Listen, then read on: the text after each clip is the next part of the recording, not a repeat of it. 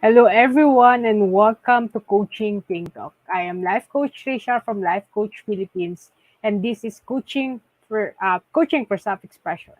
So, this coaching conversation is for the people who are struggling to express themselves, and also for the people who wants to help and understand the people who cannot express themselves. And my mission is to create a safe space for you and for the people that you love.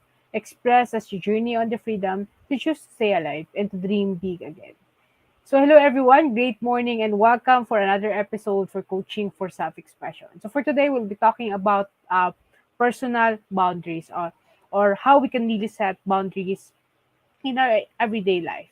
So, thank you for joining me live today, and please leave your digital footprints by letting us know where you are coming from today. Please do tag a friend and circulate this video to help us reach more individuals who might be in need of what I will be sharing for this session. So you may also give some shout outs to the people that you want to greet and reach out with some inspiring message. So if you are watching this on a replay, please do comment hashtag replay. So I'm streaming live via Facebook page of Life Coach Philippines and YouTube channel Coach I Connect. So, ayan. So if you are new to our platform, please like, follow, and subscribe. So before I start with my topic today, let me first introduce myself. So ayan.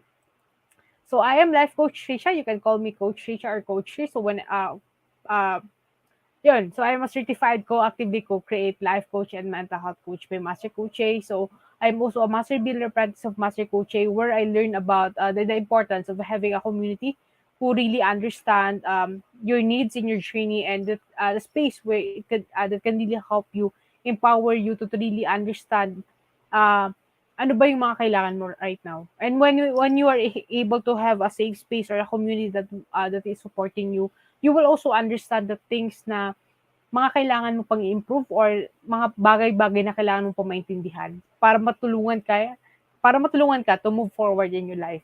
And I'm also part of the B-Learning. So I'm a mental model collector for the past 10 months, and this March is our 11th month inside the Be Learning Society. So I've been learning about different mental models inside the Be Learning Society. And if you wanted to know more about the Be Learning Society, you can connect with me or Coach Crisel about it and to know more about how you can join to be part or how you can be part of the Be Learning Society. And from that, I'm also part of the different these are the things that I've been doing as a life coach. So I'm part of the coaching team talk. I've got two segments, that is coaching for self-expression that happens every Sunday at 10 a.m. and also coaching for mental models that happens every 4 p.m. I'm also part, yeah, if you can see, I am also part, makikita mo yung picture ko sa baba, nakasama ko yung different MBA. So these are the coaches who also uh, helped me a lot in my journey, especially master coaches. So eto sila sa baba. And I've also become one of the scholar in Coach A Tribe Speaker class. So this is a public speaking class where we learn and been trained for more than 20 weeks. So I've really experienced and understand and overcome my fear in public speaking or in speaking in front of a lot of people. So I've discovered here that public speaking is a great way for me to express myself. So right after the training inside the public speaking class, I also become one of the coaching speaker during Samut Summit 2021 that was also hosted by Master Coach A. So I talk about the expression barometer. So what kind of air do you need to breathe life your dreams in life? Ayan. So I also got my community that express to dream big again coaching community, and my mission talaga dito sa community na to is to really create a safe space where your friend or ikaw kung nagsa-struggle ka sa self-expression or hindi nahihirapan ka to really express your own emotion and thoughts, this is a space where you can start learning ano ba yung pwede mong gawin para you can start expressing yourself. And you will also find out gaano ba kaimportante yung self-expression sa isang tao. And what will happen kapag hindi sila nakakapag-express. So I've got different guides inside of the community where you can learn about the different things that you can try para makapag-start ka mag-express. Like I've got there the vocabulary of self-expression where you can find out ano ba yung mga different words that you can use para mas ma-explain mo or ma-express mo sa kanila kung ano yung certain situation na na-experience mo right now. Or I got also the 21 days emoji challenge where you can empower yourself to really learn ano ba yung mga different facial expression mo or how you can really para mas maintindihan mo pa paano mo ba na-express yung certain emotion through your facial expression. And I've got also the positive self-talk inside of my community where you can learn about the different uh, positive self-talk that you can use para matulungan mo din yung sarili mo mag-express.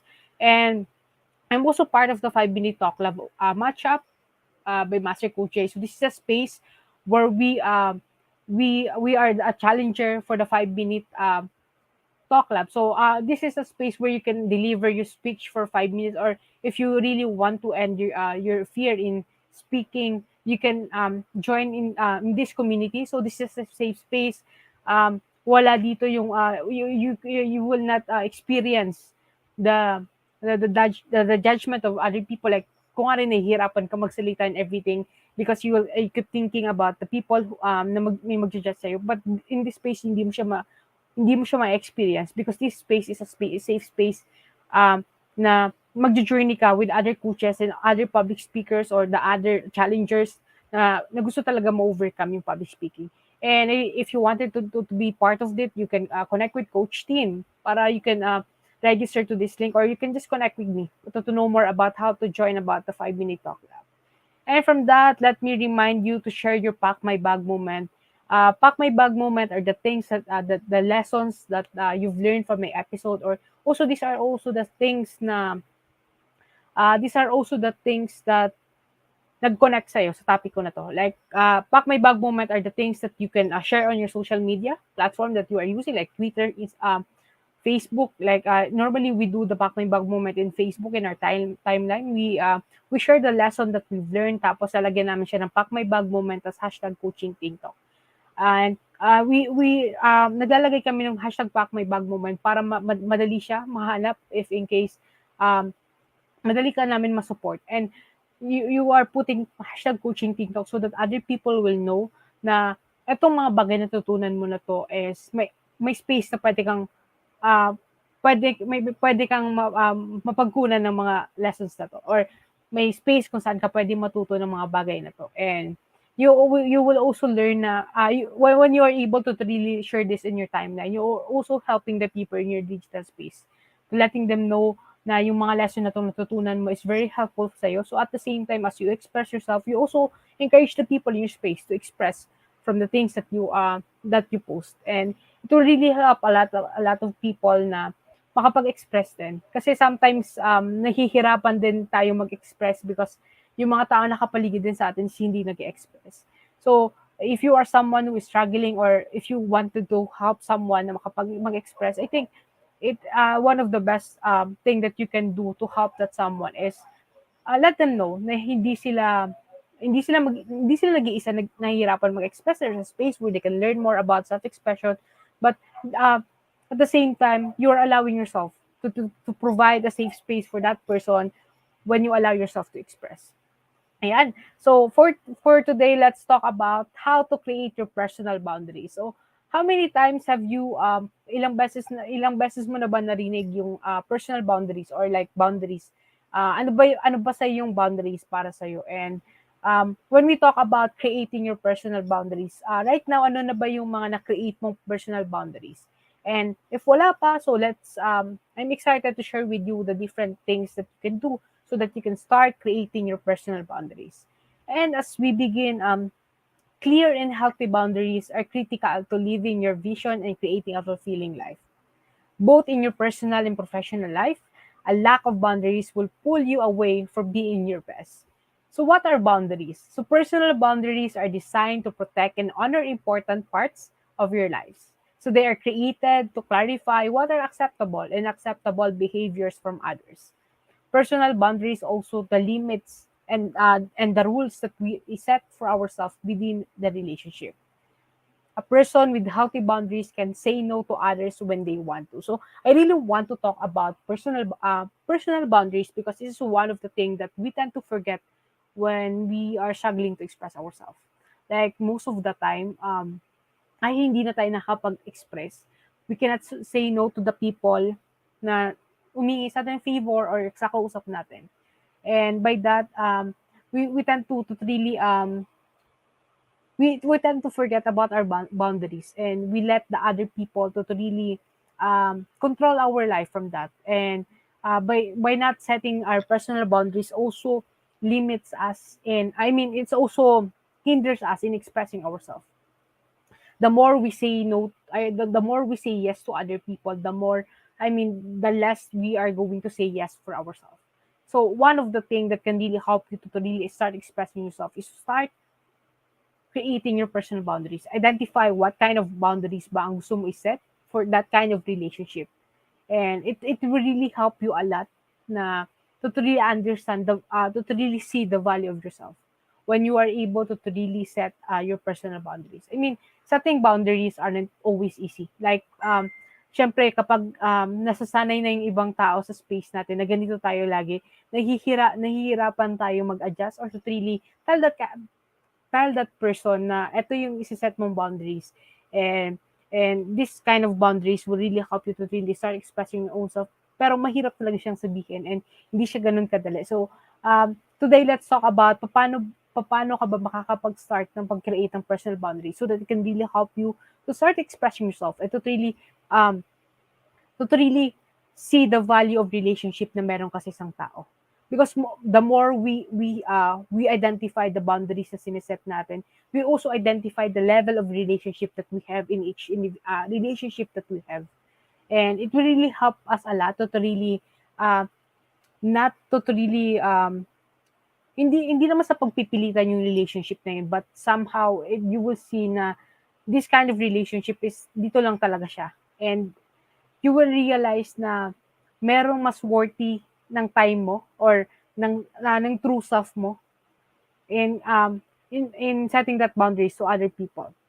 And the process itself of setting boundaries is letting people know where your needs and limits are.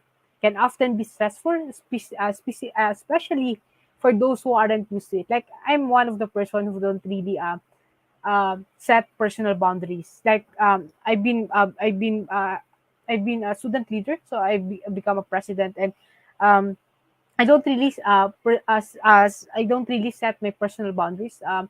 Kapag sabi ng ibang tao na kaya ko, kakayanin ko kahit hindi ko naman talaga. So there's a point of our life na ganun tayo. Like, kahit hindi naman talaga natin kaya, pero sabi ng ibang tao, dahil sabi ng karamihan ng tao na nasa space mo, na kaya mo, gagawin mo. And I think it is one of the realization na na-realize ko right now na kahit anong achievement ko, I mean, kahit anong ma-achieve ko dati, hindi ko maramdaman yung joy, hindi ko maramdaman na na-achieve ko siya kasi on the first place, hindi ko siya ginagawa pa para sa sarili ko. Dahil hindi ako nakapag-set ng boundaries sa sarili ko, hindi ko nakita yung value ng mga ginagawa ko. Kasi ang goal ko lang talaga noon is to make the people proud na nagsasabi na kaya ko. Pero hindi clear sa akin yung value. So, there are different aspects of our life na naapektuhan when we don't set personal boundaries. And one of it is our mental health. Like, when we struggle in expressing ourselves, and it will be one of the reason kung bakit tayo maraming mental challenges na hinaharap, because we tend to forget to express ourselves, hindi natin na-express sarili natin, hindi tayo nag-set ng personal boundaries. So, yun. So, there are a lot of things na nangyayari kapag hindi ka nag-set ng personal boundaries. So, that's why I really want to talk about it, and I really want to share it with you today, because it will really help you a lot to realize na kaya pala hindi nahihirapan ako mag-say no, or nahihirapan ako mag-express isang tao na to sa relationship namin, because nakalimutan ko, or I wasn't able to set my personal boundaries. And hindi ako clear kung ano ba yung mga boundaries ko na she set for this kind of relationship. So, let's talk about personal boundaries today. And from that, let me share with you the key areas to protect using boundaries. So these are the key areas that you can protect using boundaries. So when you don't really set boundaries, or like these are the things that might be ito yung mga bagay-bagay na pwedeng maapektuhan when you are not setting boundaries. So the first is, just as we have property, we preserve and protect with physical boundaries, and there are several key areas of our lives that should be protected by personal boundaries. Yung first dito is your time. So when we talk about time, in today's world, time is an important and valuable asset. We often feel we never have enough time to focus on what's really important in our lives. Yet time is often what we least protect through effective boundaries. So have you ever think about it na may mga bagay na hindi na tayo nagagawa or may mga bagay na hindi na talaga natin, I mean, hindi na natin nagagawa.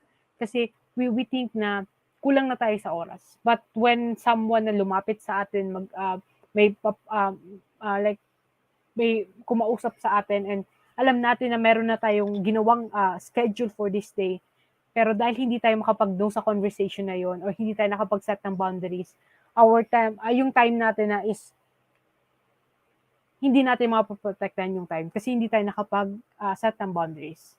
So, do you have also friends who drop by unexpectedly? Like, magbibisita sa'yo, biglaan lang. Do you have co-workers or employees who demand your time in unreasonable ways? Like, most of the time, I really realized this way back in my workplace because there are a lot of people na sometimes may mga bagay silang kailangan and bigla silang pupunta sa may table mo and tatanungin ka and everything. So, yun, they demand your time. Like, kapag snack, dapat sila kasama mo.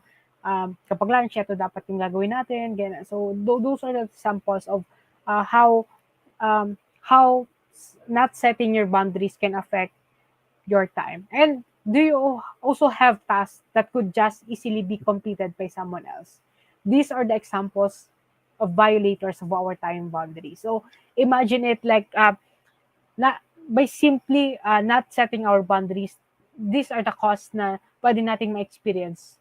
And, I mean, more or less, we really struggle in setting boundaries in this kind of aspect, like this kind of areas um, in our life, and it really costs us a lot because time right now is really important. And I mean, like for example, meron akong kausap through chat and I was not able to really set my boundaries and hindi ko nakita yung limitations ko. Kinain niya yung oras ko. Kinain niya yung oras na dapat meron akong paglalagyan ng oras na yun na mas importante sa conversation na yun. And imagine that, na hindi mo maset yung boundaries mo and isa sa mga apektuhan niya is your time. And the next thing that I want to share with you about the areas to protect using boundaries is your emotion. So your emotion are where your love and caring came from. So this should be well protected. Often people in our lives may say or do hurtful things. Like often intentional siya, but that can really damage our emotions and our hearts. So has someone in your life made hurtful remarks or comments? Then it's naging thoughtless siya. And these are the examples of violators of emotional boundaries. So when we talk about personal boundaries, you are also creating a boundary for your time, for your emotion, for your energy and personal values. The next thing that I want to share with you is your energy. Your energy is wellspring from which you function. This energy can came from many sources like for your alone time, your inner peace, your activities, your activities. So when others do or say things that rob you of this energy, such as invade your privacy, you are less likely to function effectively. So when we are not able to really set our boundaries as also in our energy, most of the time lagi ko siyang na-experience. Like there's a lot of people invading my privacy and they're making unreasonable demands from me. So yun, so these are the things that might be maybe ito yung explanation kung bakit mo siya na-experience. Kasi when we are struggling to express ourselves, one of our struggle pa is hindi natin na iniintindihan kung ano nangyayari kaya hindi natin siya ma-express. So learning about these things na kailangan natin mag-set ng boundaries for these key areas might be the reason kung bakit ka din nag-struggle in connecting to other people because you tend to forget to set your boundaries for these key areas na to. And lastly, the key areas that I want to talk about you today is your personal values or other areas of importance to you. So anything in your life that is important to you, such as your personal values, needs, family, can be areas that can be benefit effective from effective boundaries. So what other areas are you left that you need boundaries? So these are only the examples that are the key areas that to protect using boundaries. So if you can think something um, that you see na kapag nag-set ka ng boundaries is matutulungan sa ganitong areas, just feel free to express that in the comment section below so that you can also help other people na, oo nga pala, kapag nabasa nila yung message mo, yung comment mo, na-realize nila, oo nga pala, kapag nakapag-set ako ng boundaries, I will also help myself in this area of my life. So that's really important to really understand that. And just feel free to express yourself. This is a safe space where you can learn at the same time you can also help other people to learn from your own experience. So those are the key areas na I guess I tend to not create a boundaries, and it really hinders me from expressing myself. So it's really important to understand that when you set your boundaries, these are the key areas that you are going to protect. And it's really important na ma-share mo sa ibang tao din na eto yung mga pwede nating gawin para matulungan din natin yung sarili natin mag-express. Because when you set boundaries, it will really empower you and it will really give you enough space na kapapag-try ka mag-express. So these are the key areas to protect using boundaries, your time, your emotion, your energy, and your personal values. And from that, let me share with you ways to create your personal boundaries. So, ayan. So, there are a number of ways to create and honor boundaries that are important to you. But here are just some few examples na pwede mong masubukan or you can try. These are easily ways that you can do to really create your personal boundaries. First is be clear about the boundary to both yourself and to other people. Like when you set boundaries, you also need to really understand or to be clear about the boundary of other people. Make sure that you have been thoughtful about boundary issue and have defined for yourself and others what is acceptable and acceptable. It doesn't mean there are boundaries na acceptable sa atin is acceptable din siya sa ibang tao. So it's really important to really know then kung ano ba yung mga boundaries ng taong nasa relationship na kasama mo or like your friend, your family member. So you really need to understand ano ba yung acceptable and acceptable din sa kanila. So, the first step that you can do to be clear about your boundary is to write it down. Sulat mo ano ba yung mga acceptable for you and acceptable for you. Like, in general muna. And later on, you can also create a list for a specific person, a specific relationship that you have. You can try to create a list na for this kind of relationship, ano ba yung acceptable and unacceptable. So, you can do that. So, it doesn't mean naman na kapag ito yung acceptable sa isang relationship, sa lahat ng relationship na meron ka, ganun na yung setting. It depends on the level of relationship that you are having. Alright? So the next is, if the individual continues to violate the boundary, ask firmly and politely for the behavior to stop. So most of the time, when the individual, like when someone violate my boundary, nangyahirapan pa mag-express. Hindi ko siya ma-express na oo, nasasaktan ako that the things that you are doing is unacceptable for this kind of relationship. So, those are the things that nahirapan ako mag-express. Like, for example, I've got a friend na may ginagawa siya hindi okay para sa akin, pero dahil friend ko siya, sasabihin ko lang na okay kasi friend ko siya. Pero hindi siya okay sa pakiramdam ko, hindi siya okay na gawin para pag nasa space ako. So, I will just say yes na okay ako kahit hindi naman. So, it's really important to really ask firmly and politely for the behavior to stop.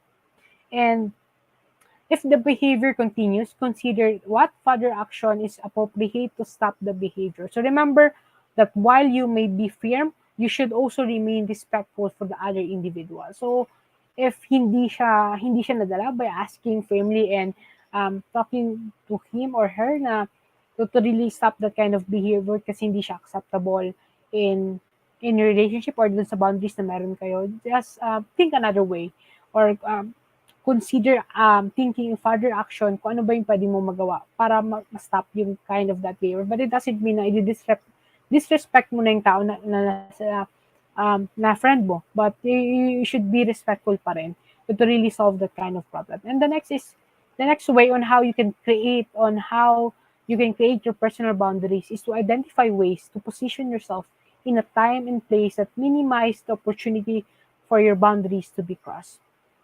So it's really important to really identify ano ba yung mga ways to position yourself in a time and place that minimize the opportunity for your boundaries to be crossed. Like, if you know that there's a certain situation na mangyayari, or there's a certain situation na gusto nyong i-try ng friend mo or somehow sino yung kasama mo, and if you see na pwedeng makross nito yung boundaries, may opportunity, like there's a possibility na makross yung boundaries pag ginawa natin to.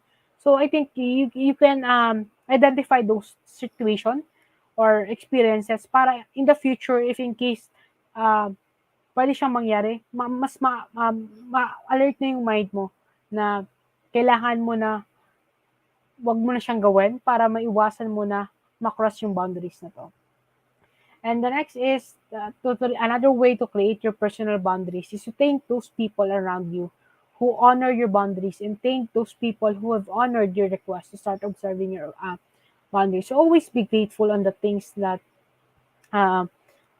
that you ask from other people, or that always be thankful on how other people respect you, respect your boundaries that you set with kind of relationship that you have that and other people. And last is ways to create your personal boundaries. Another way to create your personal boundaries is always seek to understand and honor the boundaries of others. It doesn't mean naman na when you set your boundaries, hindi mo na, you will not understand kung ano din yung mga acceptable and acceptable things dun sa tao na yun. So you always need to really understand and honor the boundaries of other people. So if you've got any another way on how you can really create a personal boundaries, just feel free to express that in the comment section below, and promise na babalikan ko kayo right after this episode. So ayun, so one of the things that you can also do to really start creating your personal boundaries is to really allow yourself to really have a limit din sa sarili mo. Like, ano ba yung mga acceptable and unacceptable? It doesn't mean setting your personal boundaries para lang siya sa ibang tao, but it's also for yourself, to help yourself to move forward. And from that, let me share with you another way to really help you on how you can really understand and start creating your personal boundaries. So here, so this is a table.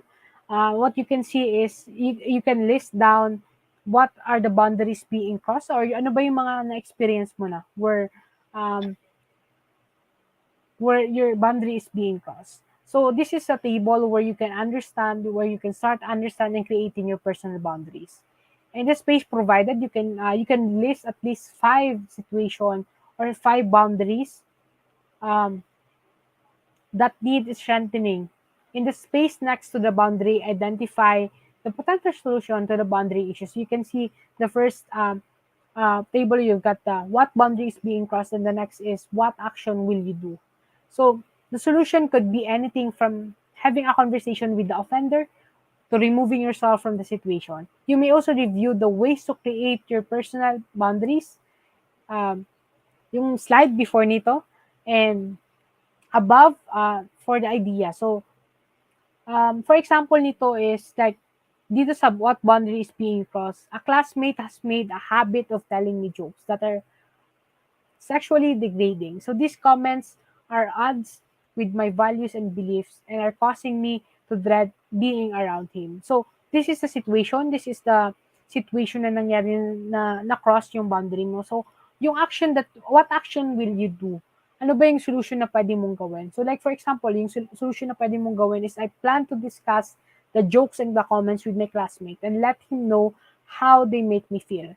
I will let him know that I would prefer not to hear those words or types of jokes in the future. So by having this kind of list, like you are able to really identify ano may mga boundaries na na-cross noon, what will really help you a lot to really think about the solution. Ano ba yung pwede mong gawin para ma-improve or to really maiwasan yung pag-cross ng boundaries mo in the future. Because the things that you've experienced in the past might be happen in the future again. And maybe hindi same na tao or mas malala yung gawin sa'yo. So at the same time, you will also identify ano ba yung pwede mong gawin na solution para at ngayon na hindi pa siya ganoon kalala or nagsisimula pa lang siya or hindi pa siya nagsisimula, maagapan na natin siya. And uh, by doing this kind of thing can really help you a lot to start expressing yourself. Because when you set boundaries, it will really help you to really know your own value, to really know your own limit, and ano ba yung pwede mo ma-express sa certain situation na meron ka. So these are the simple things that you can do to really understand and to start creating your boundaries. So if you needed help in this understanding more about how to start your personal boundaries, just let me know how I can help you and how other coaches na nandiyan sa comment section below mo paano kanila matutulungan. So just message us. Just if you are not ready to really comment in the comment section below, you can connect with us directly, and I'm sure the coaches and I will really help you in your journey in setting your personal boundaries.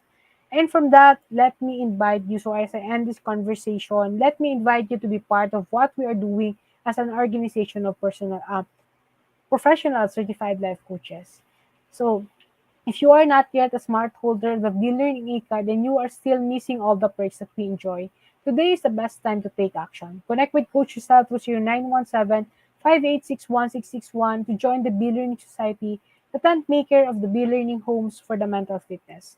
Enjoy 5% food and beverage discount from the Copper Republic and get full access to Mental Model Masterclass by Master Coach, happening every fourth Saturday of the month, plus benefit from the 90-minute free coaching session with senior coaches from Life Coach Philippines.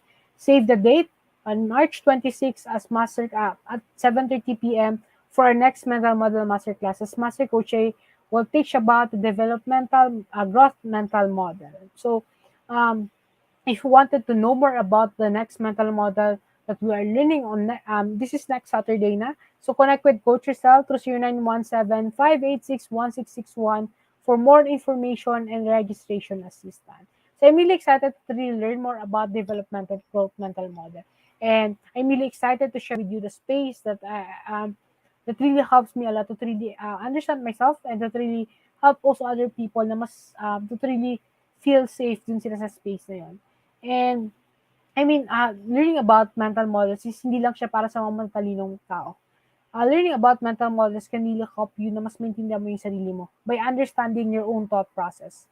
And there are also mental models na ginagamit na pala natin noon pero hindi natin alam yung tawag. So it will really find the way you think and it will refine kung ano ba yung talagang tawag doon sa thought process mo na yun. And you can also encounter new mental models that can really help you a lot to really um, it can really help you a lot and it will push you to move forward and to really achieve your dreams in life by being able by starting to understand yourself. So ayan. So see you on next Saturday, and I'm really excited to really share with you the space that we have in the Be Learning Society. And for the individuals who intend to embark on a journey of becoming a certified life coach, Master Coach offers the co-actively co-create life coach certification program. This is a CPD accredited course with 40 credit units. So CPD is all about learning new things or refreshing your knowledge by doing new things, and this is what makes CACC Life Coach Certification Program the perfect track for your continuing professional development. So life coaching is a 21st century learning experience that is empowering professionals to enhance their skills in multiple domains and thereby increasingly their relevance in an increasingly complex workplace. So CACC course includes a 21-day web-based learning, a 3-day live coaching bootcamp, and a 3-day live business bootcamp with senior coaching team. The program package also comes with many other bonuses, so connect with Coach Sato 0917-586-1661 to discover the opportunities waiting for you in this profession. And if you are someone who really want to know more about what is life coaching, let me invite you for the life coaching immersion class Coach Kenny this coming March 25, Friday at 7:30 p.m. So, if you wanted to know more, ano ba yung life coaching and how it can really, ano ba yung impact ng, kapag meron kang life coach and how it can really help you in your journey right now. If you wanted to really have an answer of that, let me invite you to join us in the life coaching immersion class with Coach Candy. So you can connect with Coach Candy to 0917-894-0400. So you can ask her about how you can register, how you can join about the class. So I'm really excited to really see you in the class. And also, let me invite you. So, this is our schedule for a coaching team talk this today. So, for 10 a.m., we've got the coaching for self-expression, and later at 2 p.m. we've got Coach Al for coaching for educators, and we've got also Master Coach Jasmine at 4 p.m. for coaching for God Center. So, let me also share with you the other coaches inside the coaching team talk. So, every day we show up at 10 a.m., 2 p.m., and 4 p.m. So, every coaches have different message. So, feel free to really discover more about the different segment that we've got here in Coaching Team Talk so that I can really match on your journey right now. And if you've got any questions about my topic today, just let me know how I can help you. You can email me through triciacarino@gmail.com, or you can connect with me through my Facebook, that is Tricia Carino, or you can also contact me at my phone number, that is 0927-997-3015. So once again, this is Life Coach Tricia from Life Coach Philippines for Coaching Team Talk. Coaches like us think and talk like this. This is us in the Philippines. Love Bamboo. As a business owner, are you overwhelmed by the need to post beautiful, engaging content every single day? Are you left wondering what to write? Tired of scrolling through stock photos that all start to look the same? Confused by complicated graphic design programs? Rise Up Creatives is here to help. Each month, we give you everything you need to create 31 days of social media content in just 5 minutes a day. Customizable captions, curated lifestyle photos, a drag-and-drop graphic design tool, and the ability to post directly to your social media accounts. No one else empowers you with these 4 resources all in one place. Each month, we help you plan your social media calendar by providing you with 31 image themes and customizable captions so you can quickly and easily create engaging content and grow your following. Simply select the image that works best for your feed or story. Then, copy the caption and customize it to fit your audience. 5 minutes a day. It's that quick. Plus, you'll absolutely love our drag-and-drop graphic design tool. Start from scratch or choose one of our beautiful templates to fit your unique brand. When you're ready to export your design, you can download, email, or post directly to your social media accounts. Here's the truth. Our world needs what you have to offer. Don't let technology or procrastination hold you back. Rise Up Creatives is more than an online resource. We're a community helping you overcome your biggest barriers to reach your greatest goals. We're here to help you rise up and be creative.